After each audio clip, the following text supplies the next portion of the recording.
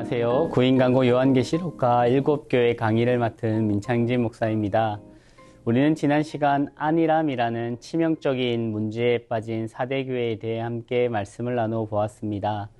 과거에 찬란했던 영광, 과거에 받았던 은혜만을 그리워하면서 오늘을 하나님과 동행하지 못했고 또한 주님 주시는 소망으로 내일로 나아가지 못하는 사대교회를 향하여 주님은 너희는 살아있다 하나 죽었다라는 냉혹한 평가를 내리셨습니다. 우리의 신앙은 마치 사대교회와 같지는 않습니까? 우리도 과거에 경험했던 하나님의 큰 은혜, 과거에 경험했던 성령의 임재를 그리워만 하고 오늘 나와 함께 하시는 하나님을 경험하지 못할 뿐 아니라 주님 주시는 사명을 위해 나아가지 못하고 제자리에 머물러 있는 모습은 아니었는지 우리의 삶을 돌아보고 이름만 가진 그리스도인이 아니라 주님과 함께함으로 승리하는 그리스도인이 되자고 안일함이라는 치명적인 죄에서 벗어나 주님과 늘 함께하는 새로운 삶을 살아가자 이렇게 말씀드렸습니다. 오늘은 6번째 교회로 우리가 빌라델비아 교회에 대해서 함께 살펴보려고 합니다. 빌라델비아 교회의 아름다운 신앙의 모습을 본받아 우리도 극심한 박해 가운데서도 인내함으로 그 환난 가운데서 주님을 기다림으로 주님 주실 영광스러운 날을 기대하는 우리가 되길 바랍니다. 이제 본격적으로 말씀을 살펴보도록 할 텐데요. 7절 말씀입니다. 7절 말씀을 보시면 이렇게 말씀하고 있습니다. 빌라델비아 교회의 사자에게 편지하라. 거룩하고 진실하사 다윗의 열쇠를 가지시니 곧 열면 닫을 사람이 없고 닫으면 열 사람이 없는 그가 이르시되 이렇게 말씀합니다. 지금까지 살펴본 말씀들을 보면 알 수 있듯이 그리스도의 칭호는 공통적으로 말씀의 수신자인 교회와 연관되어 있습니다. 빌라델비아 교회를 향한 말씀에 나오는 3가지 그리스도의 칭호 역시 수신자인 빌라델비아 교회와 깊은 연관이 있습니다. 거룩하신 분, 진실하신, 참되신, 신뢰할 수 있는 분, 다윗의 열쇠를 가지고 계신 분이 이같이 말씀하십니다. 그가 열면 누구도 닫을 수 없고 그가 닫으면 누구도 열 수 없습니다. 이 3가지 그리스도의 칭호는 모두 구약 성경을 암시하거나 인용한 것으로 당시 빌라델비아 교회의 극대로 적대적이었던 유대 공동체에 맞서는 기능을 합니다. 신약학자 오스본은 필라델비아 교회에 대해 이렇게 말합니다. 빌라델비아 교회는 도시 내에 힘있는 유대인들로부터 심한 위협을 받았다.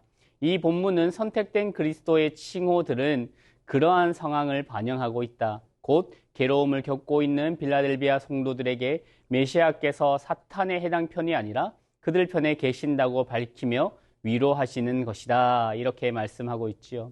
첫 번째 그리스도의 칭호인 거룩하신 분은 구약 성경 속 여러 본문 가운데 하나님을 묘사하는 표현으로 사용됩니다. 이 표현은 주로 이사야서 안에서 하나님을 가리키는 데에 사용됩니다. 특히 거룩하신 분 칭호가 담긴 표현 전체, 곧 이스라엘의 거룩하신 분이 약 25회 정도 사용되고 있습니다. 또한 빌라델비아 교회를 향한 말씀 안에 이사야서와 연결되는 부분이 여러 차례 나오기 때문에 첫 번째 칭호 역시 이사야서에서 유래했을 가능성이 매우 높습니다. 요한이 빌라델비아 교회를 향한 말씀 안에서 하나님을 가리키는 표현을 예수 그리스도의 칭호에 사용한 이유는 지역의 유대 공동체가 예수의 신적 지위를 부인하는 상황에서 예수의 신성을 주장하기 위함이었습니다. 이어지는 두 번째 그리스도의 칭호를 살펴보면 여기서 사용되는 형용사 알레테노스라는 단어는 참된 혹은 신뢰할 수 있는 이라는 2가지 의미로 해석될 수 있습니다. 그리스도 문맥에서 이 형용사는 허구 혹은 거짓된 것에 대조되는 참된 혹은 진정한 것을 가리킵니다.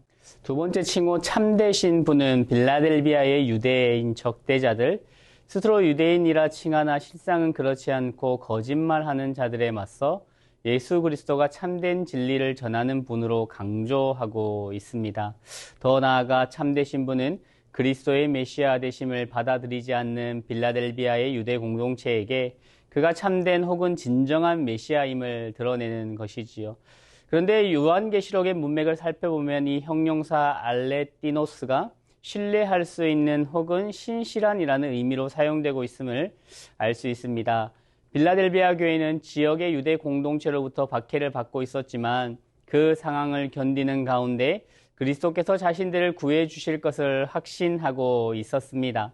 그들에게 그리스도는 신뢰할 수 있는 분입니다. 그래서 진실하사라는 단어 속에 이 두 가지의 의미가 모두 들어가 있으며 이를 통해 그리스도는 참된 메시아이자 또한 신실한 분이심을 증거하는 것이지요. 세 번째 칭호인 다윗의 열쇠를 가지고 계신 분은 바로 그 다음에 나오는 부분과 함께 읽어야 합니다. 그가 열면 누구도 닫을 수 없고 그가 닫으면 누구도 열 수 없다. 이 부분을 포함한 그리스도의 칭호는 모두 이사야 22장 22절 말씀에서 유래한 것입니다. 내가 다윗의 집의 열쇠를 그의 어깨에 둘 것이니 그가 열면 닫을 자가 없고 그가 닫으면 열 자가 없을 것이다 라는 말씀이지요. 이 말씀의 배경은 유다 왕 히스기야의 궁정 대신 셈나가 있습니다.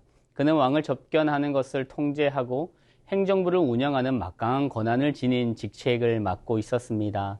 오늘날로 치면 대통령의 비서실장쯤 되는 그러한 직책이었던 인물이지요. 그런데 셈나는 허영심과 이기적인 욕망을 드러내며 이스라엘 왕들의 무덤 사이에 높은 곳에 자기의 무덤을 파고 견고한 반석에 자신을 위한 초소를 마련했습니다. 선지자 이사야는 하나님께서 셈나의 교만한 행위로 인해 경노하셨고 그를 먼 나라로 보내실 것이라 말했습니다. 또한 셈나에게 더 이상 잘 만든 무덤이 필요 없게 될 것이며 그가 수치 가운데서 죽게 될 것이라 말했습니다. 그리고 이사야는 하나님께서 셈나를 높은 지위에서 물러나게 하실 것이고 그 자리를 hil기야의 아들 엘리야김에게 줄 것이다 말씀하셨죠. 하나님께서는 엘리야김에게 셈나의 옷과 띠를 입히실 뿐만 아니라 또한 그에게 더욱 강력한 권력의 상징 곧 다윗의 집의 열쇠를 주실 것이라 말씀하셨습니다. 고대 세계가 열쇠를 권력과 권한에 대한 은유로 사용하는 방식은 오늘날 사용하는 용례와는 여러 면에서 달랐습니다. 첫째로 오늘날 열쇠는 그 크기가 작아서 쉽게 지니고 다닐 수 있는 반면 고대의 열쇠는 크기가 매우 커서 가지고 다니기가 매우 불편했습니다. 바로 이런 이유 때문에 하나님께서는 엘리야김에게 다윗의 집의 열쇠를 그냥 주시는 것이 아니라 그의 어깨에 두시겠다 약속한 것이지요. 둘째로 오늘날 열쇠는 복사가 가능하여 여러 사람들에게 나누어 줄 수 있지만 고대 세계에서 문에 맞는 열쇠는 오직 하나뿐이었습니다. 따라서 열쇠를 가진 사람은 특별한 권한을 행사할 수 있었습니다. 그리스도가 다윗의 열쇠를 가지고 계심으로 얻게 되는 권한은 본래의 문맥인 이사야 22장 22절 말씀을 보면 이 권한이 왕궁의 새로운 관리자 엘리야김이 행하는 독보적인 권한, 다시 말해 사람들이 왕궁에 출입하고 왕을 접견하는 것을 통제하는 권한을 가리킴을 볼 수 있습니다. 이처럼 신뢰할 만한 메시아 그리스도께서 하나님의 성 새 예루살렘 즉 하나님 나라에 출입하는 것을 통제하는 절대적인 권한을 가지셨다는 것을 나타내는 상징적인 말이지요. 이 세 번째 그리스도의 칭호 또한 빌라델비아의 유대 공동체에 맞서는 대항의 성격을 지닙니다. 하나님 나라에 들어갈 수 있는 자격을 결정하는 그리스도의 절대적 권한에 대한 은유로 다윗의 열쇠를 사용한 것은 곧 지역 해당에 출입할 자격을 갖춘 이들만이 하나님의 선택된 백성이라는 주장에 대한 대항적인 응답이라 할 수 있습니다.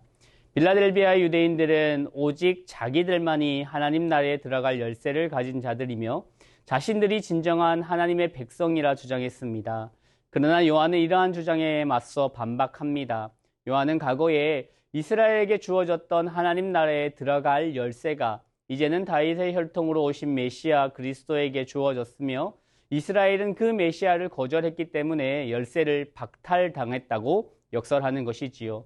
이제는 오직 그리스도에게만 메시아 나라에 들어갈 수 있는 권한이 있으며 이스라엘에게는 더 이상 그러한 권한은 없습니다. 특별히 세 번째 그리스도의 칭호가 유대인들에게 대항하는 성격을 지닌 것과 또 열고 닫는다는 표현은 당시 지역 회당에서 유대 그리스도인들을 출교시킴으로써 유대 공동체가 로마로부터 확고한 종교적 보호 조치에서 그리스도인들을 제외시킨 것에 대한 반응이기도 합니다.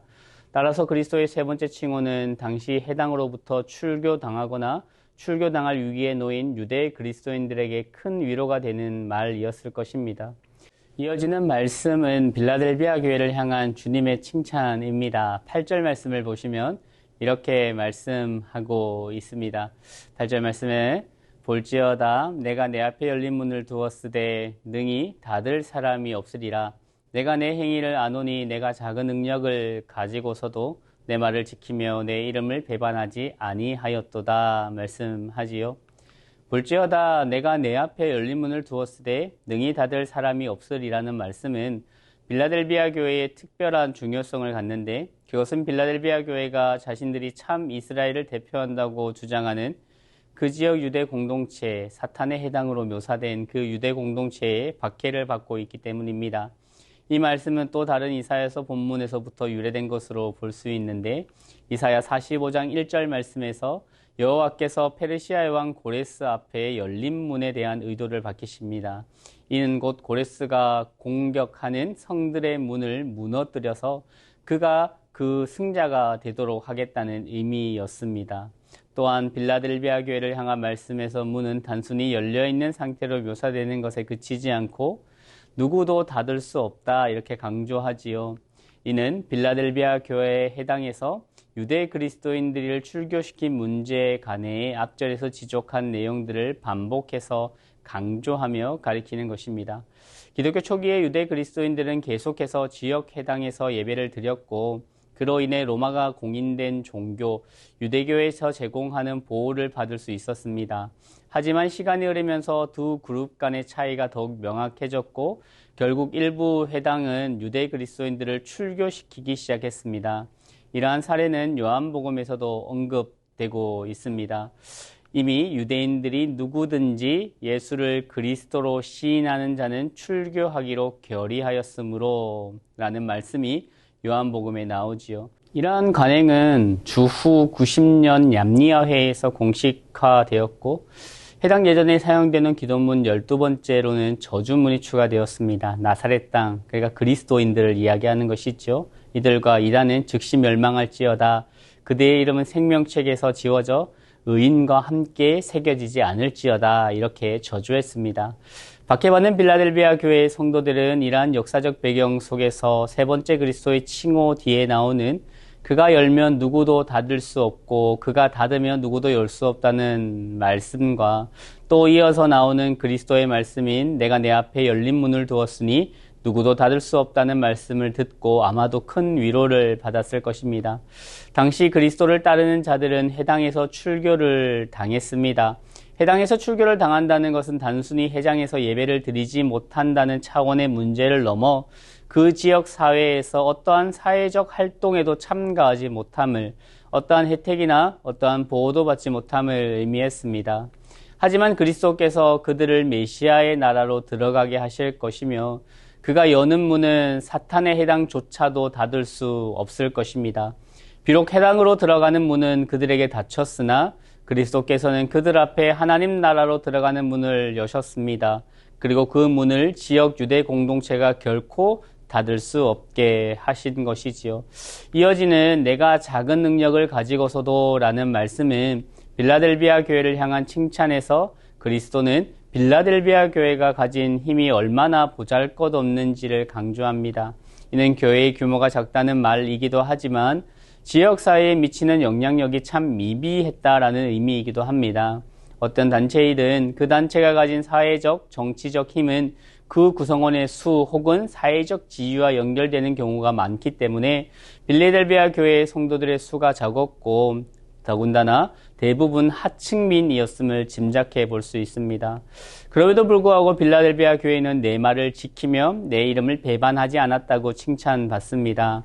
전자는 말씀대로 사는 삶을, 후자는 모진 박해와 핍박, 그리스도를 향한 믿음을 지킴으로 말미암아 당하는 엄청난 손해에도 불구하고 지켜낸 믿음을 강조하는 것이지요. 이처럼 하나님 앞에서 중요한 것은 큰 능력이나 큰 규모의 단체가 아닙니다. 큰 물질이나 큰 재능은 더더욱 아니겠지요. 주님께서 귀하게 여기시고 또 칭찬하시는 것은 비록 작은 능력을 가지고 있다 할지라도, 비록 보잘것없어 보인다 할지라도 주님의 말씀을 지키며 주님을 향한 신실한 믿음을 지켜나가는 것입니다. 주님께서는 이러한 빌라델비아 교회를 칭찬하셨고 나아가 이런 우리를 칭찬하실 것입니다. 이어지는 9절 말씀은 이제 그리스도께서 신실한 믿음을 지킨 빌라델비아 교회를 위해 무엇을 하실 것인지 말씀합니다. 9절 말씀을 보시면 보라 사탄의 해당 곧 자칭 유대인이라 하나 그렇지 아니하고 거짓말하는 자들 중에 몇을 내게 주어 그들을 와서 내 발 앞에 절하게 하고 내가 너를 사랑하는 줄 알게 하리라 말씀합니다. 9절에는 빌라델비아 교회를 박해하고 있는 자들의 정체를 밝히는 것으로 시작합니다. 보라, 사탄의 해당 곧 자칭 유대인이라 하나 그렇지 아니하고 거짓말하는 자들 중에서 몇 사람을 내게 주어. 여기서 사용된 표현은 서머나 교회를 핍박하는 자들을 묘사할 때 사용된 표현과 동일합니다. 다만 3장 9절에서는 어순이 살짝 바뀌었고 끝부분에 거짓말하는 자들이라는 부정적인 평가가 추가되어 있지요. 빌라델비아에서 그리스도인들을 박해하고 그리스도의 말씀에 불순종하며 그의 이름을 부인한 유대인들은 설령 그들의 민족과 종교는 유대인이라 할지라도 결코 진정한 유대인들은 아닙니다. 만약 그들이 진정한 유대인이었다면 예수 그리스도를 하나님이자 메시아 그리고 하나님 나라로 들어가는 유일한 길로 인정했겠지요. 그러나 오히려 그들은 교회를 박해했고 그로써 그들의 정체가 사탄에 해당임을 스스로 드러냈습니다. 사탄에 해당이라는 다소 충격적인 표현은 빌라델비아 교회를 향한 말씀과 서머나 교회를 향한 말씀에서만 나옵니다. 사탄이라는 이름은 적대자 혹은 반대자를 의미하기 때문에 교회를 핍박한 자를 그리고 도시의 관료들에게 교회의 성도들을 고발한 자들의 정체성에 부합됩니다. 실제로 요한계시록 후반부에서 사탄 또는 마귀는 우리 형제들을 고발한 자, 곧 우리 하나님 앞에서 밤낮 고발한 자로 묘사되기 때문이지요. 빌라델비아 교회의 성도들로 하여금 공개적으로 그리스도의 이름을 부인하도록 핍박했던 유대인들은 그러한 행위를 통해 자신들이 실제로 유대인 즉 하나님의 언약의 백성이 아니라 그저 사탄 즉 교회를 핍박하는 근원의 손에 잡힌 도구에 불과하다는 사실을 드러내고 있지요. 9절 후반부에는 빌라델비아 교회가 신앙 가운데 인내한 것에 대해 그리스도께서 내리실 상에 대해 언급하고 있습니다. 그리스도는 성도들을 핍박한 바로 그 유대인들 앞에서 성도들을 신원하여 주실 것입니다. 그들로 와서 내 발 앞에 절하게 하고 내가 너를 사랑하는 줄 알게 하리라 말씀하지요. 그리스도께서 유대 박해자들로 하여금 내 발 아래 절하게 하실 것이라 밝힙니다. 구약 성경과 초기 유대 문헌 안에서 마지막 시대에 유대인들을 박해한 이방인들이 이스라엘과 이스라엘 하나님 앞에 절하며 굴복하게 될 것이라고 예언하는 본문들이 참 많이 있습니다. 여기서 그리스도가 빌라델비아 교회를 향해 주신 약속의 말씀은 이사야 60장 14절 말씀을 바탕으로 하고 있습니다. 너를 괴롭히던 자들의 자손이 몸을 굽히 내게 나아오며 너를 멸시하던 모든 자가 내 발 아래 엎드릴 것이다 라는 말씀입니다.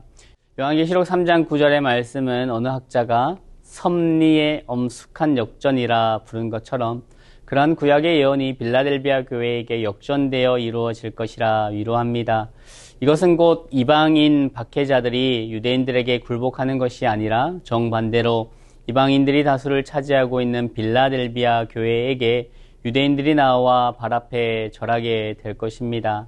또한 그리스도께서는 끝까지 인내한 빌라델비아 교회를 향하여 내가 너를 사랑하는 줄 알게 하리라 말씀합니다. 여기에서도 이사야서의 말씀을 배경으로 이룹니다. 이사야 43장 말씀을 보시면 하나님께서 포로로 사로잡힌 이스라엘을 페르시아로부터 구원하시겠다 약속한 이유가 내가 너를 사랑했기 때문이다 라는 표현이 나옵니다. 이 또한 구약의 진리를 역전시키는 또 다른 사례라 할 수 있지요. 이제 하나님의 사랑을 받는 특별한 지위를 누리게 되는 대상은 빌라델비아 교회의 성도들을 박해하는 유대인들, 혈통으로서 유대인들이 아니라 바로 대부분 이방인으로 구성된 빌라델비아 교회입니다. 요한계시록의 이러한 말씀은 이제 교회가 진정한 이스라엘을 이룬다고 주장하고 있는 것이지요. 암묵적으로는 빌라델비아의 유대인들이 스스로를 유대인이라 부르지만 실상은 그렇지 않고 거짓말하는 자들입니다. 이에 신약학자 빌과 캠벨은 다음과 같이 언급합니다. 이 유대의 공동체는 거짓 유대인들로 판명되고 그들을 가리키는 사탄의 해당이라는 표현 역시 그리스도가 교회를 진정한 하나님의 백성이자 진정한 이스라엘로 여기신다는 사실을 재확인해 준다라고 말이죠.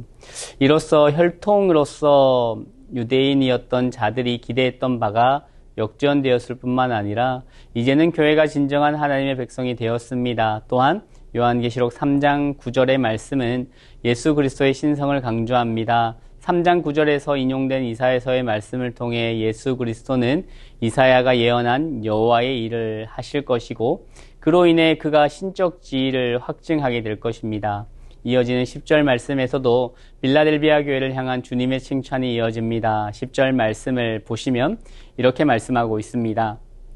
내가 나의 인내의 말을 지켰은즉 내가 또한 너를 지켜 시험의 때를 면하게 하리니 이는 장차 온 세상에 임하여 땅에 거하는 자들을 시험할 때라 말씀하지요.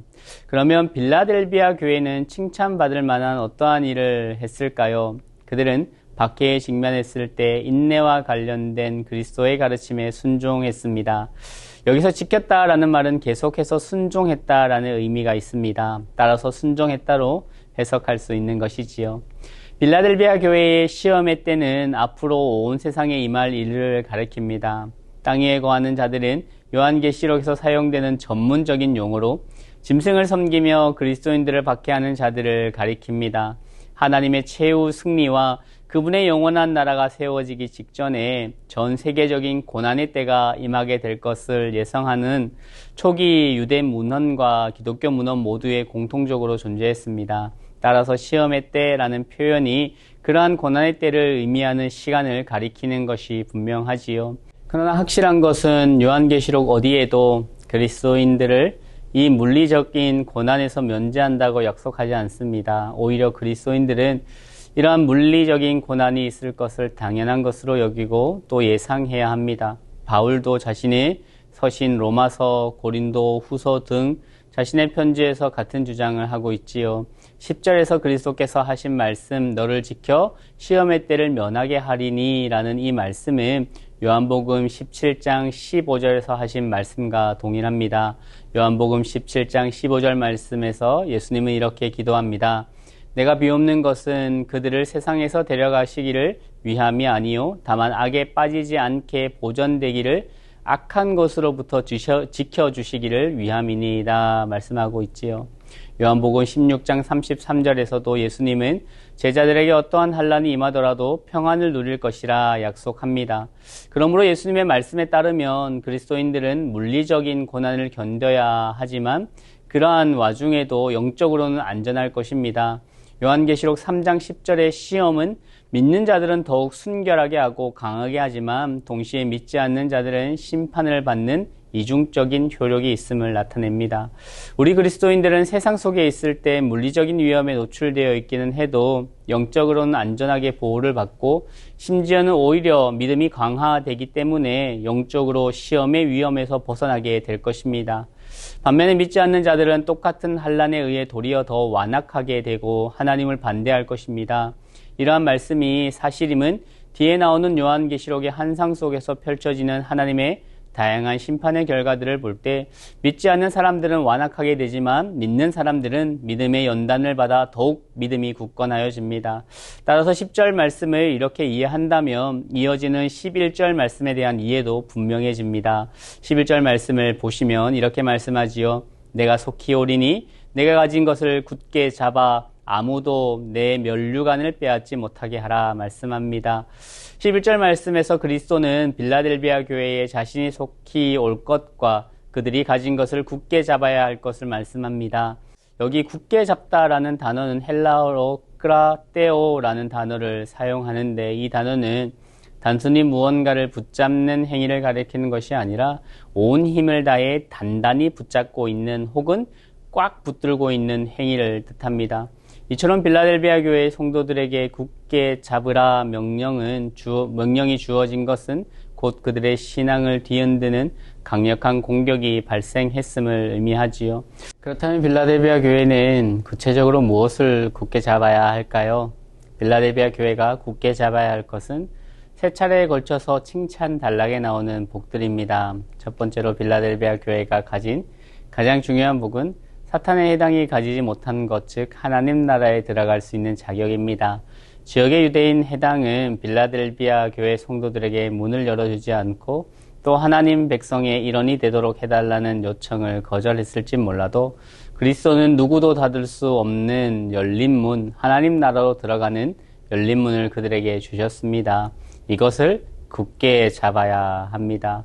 두 번째로 빌라델비아 교회는 그리스도로부터 신원을 약속받습니다. 그날이 오면 적재자들이 와서 빌라델비아 교회의 발 앞에 엎드려 경의를 표하고 그들의 그리스도의 사랑을 받는 존재임을 인정하게 될 것입니다. 그것을 굳게 잡아야 합니다.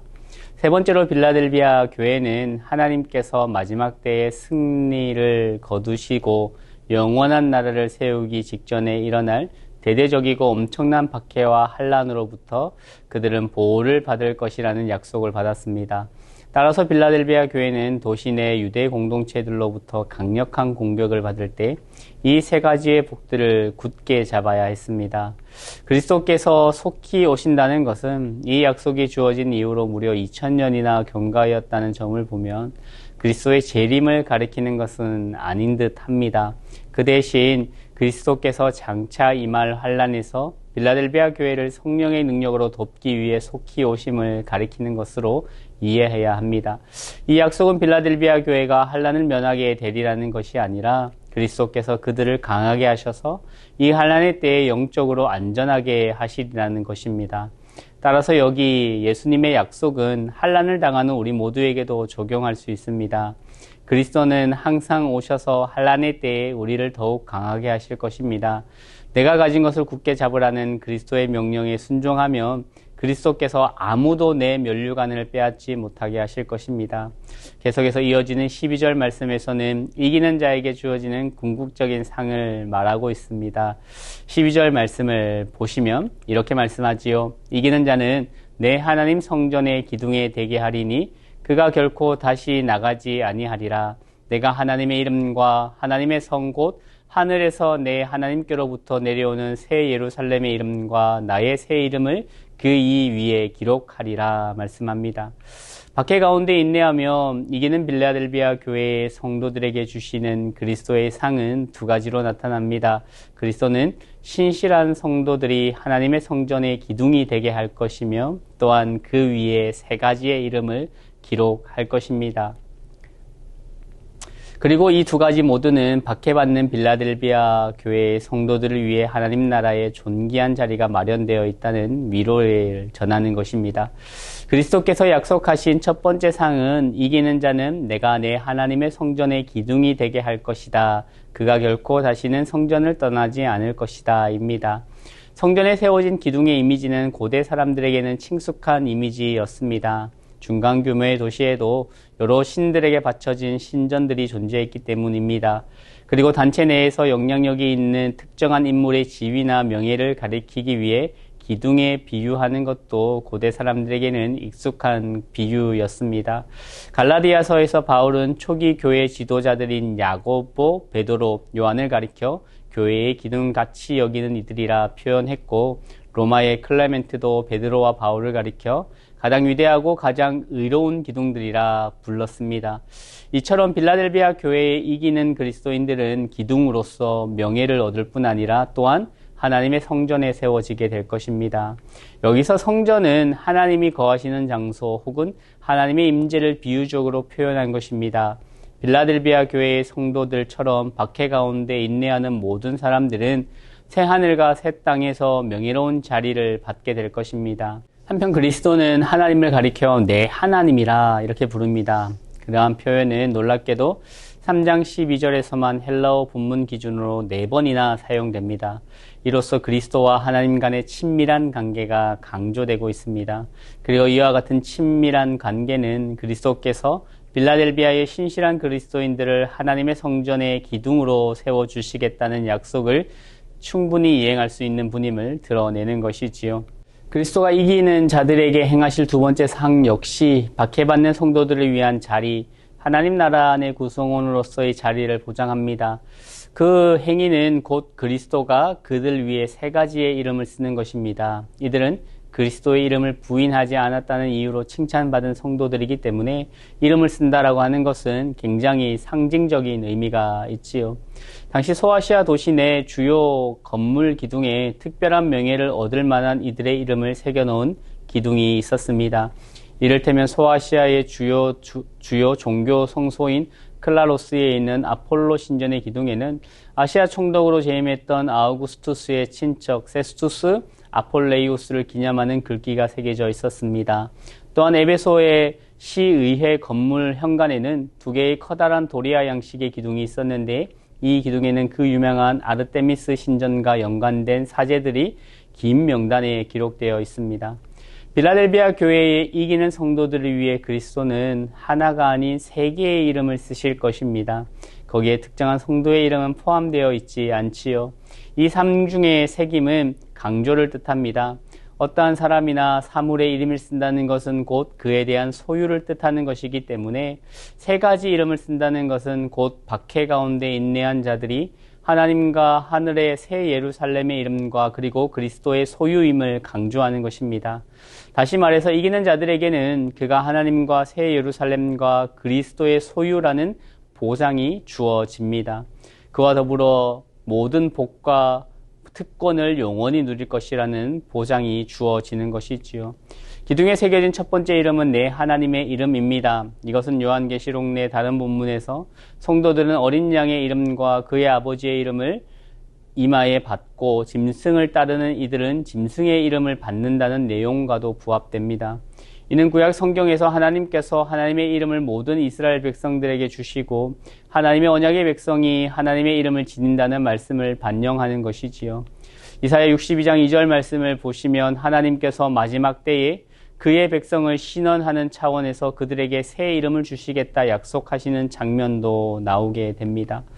두 번째 이름은 하나님의 성, 곧 하늘에서 내 하나님께로부터 내려오는 새 예루살렘의 이름입니다. 새 예루살렘의 이름과 그곳의 시민권까지 얻는다는 개념의 의미는 요한계시록 후반부에서 더 자세히 설명됩니다.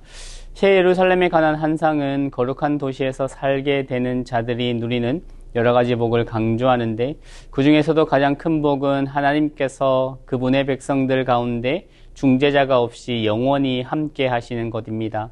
이 새 예루살렘 즉 하늘에서 내려오는 예루살렘이라는 개념은 에스겔서 40에서 48장에 기록된 종말론적 성전에 대한 환상에서 유래했습니다. 특히 에스겔서의 절정이라 할 수 있는 마지막 구절은 그날 후로는 그 성읍의 이름을 여호와 삼마 여호와께서 거기 계시다 하리라 라는 말씀입니다.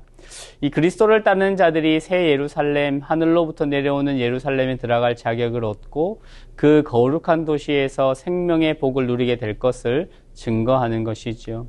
이기는 그리스도인들이 받을 세 번째 이름은 나의 새 이름 곧 그리스도의 새 이름입니다. 그리스도의 새 이름이 정확히 무엇을 뜻하는지는 요한계시록 안에서는 밝혀지지 않습니다. 그 이름은 그가 영광 가운데 돌아와 그 정체를 밝히실 때까지 감추어져 있을 것입니다.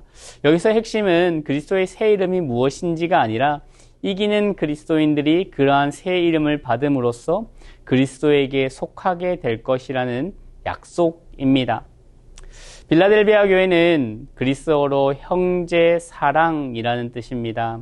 그러나 고대의 형제 사랑의 도시인 빌라델비아에는 정작 예수님을 따르는 이들을 향한 사랑은 없었습니다.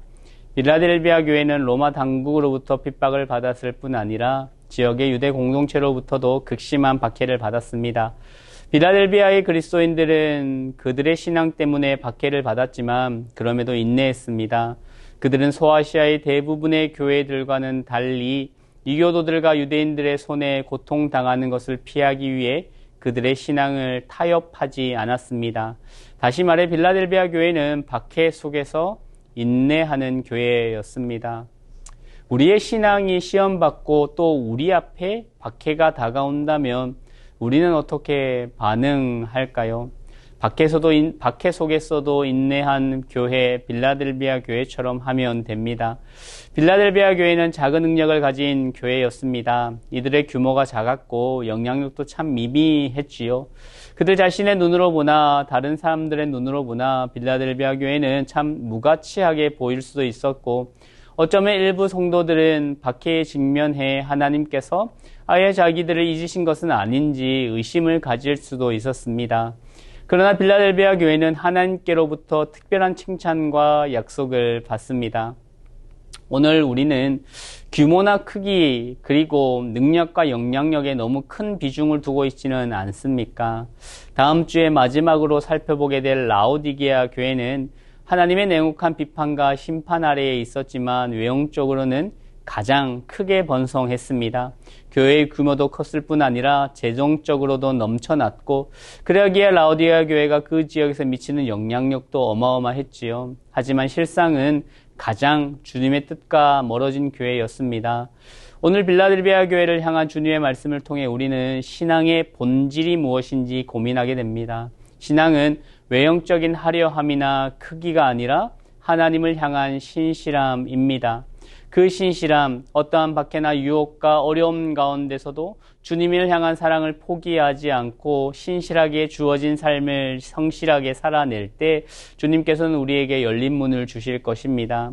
그리스도와 성령의 능력으로 우리가 받은 영적인 복을 굳게 잡아 그 누구도 우리가 받은 승리의 하관을 뺏어가지 못하게 해야 합니다. 귀 있는 자들은 성령이 교회에게 하시는 말씀을 들으라 라는 말씀을 늘 기억하시며 이 빌라델비아 교회를 향한 그 주님의 약속을 우리의 약속으로 받아들여 우리 삶 가운데 있는 많은 어려움과 박해, 때로는 환난과 고난과 고통 가운데서도 능히 승리할 수 있게 되길 간절히 바랍니다. 이상으로 구인간고 7번째 시간, 그리고 6번째 교회인 빌라델비아 교회에 대해서 말씀을 살펴보았습니다. 빌라델비아 교회에게 주신 그 말씀을 나에게 주신 하나님의 말씀으로 받아들이고 그 위로와 칭찬과 격려를 나를 향한 말씀으로 받아들여서 우리도 승리하며 그 믿음 지켜 나아갈 때에 주님께서 우리를 성전의 기둥으로 든든히 세워 주실 것이며 주님의 이름을 새겨 주실 것입니다. 그 믿음과 그 소망 가지고 살아가는 우리 모두가 되길 간절히 바랍니다. 한 주도 승리하는 삶 살아가시길 바랍니다. 감사합니다.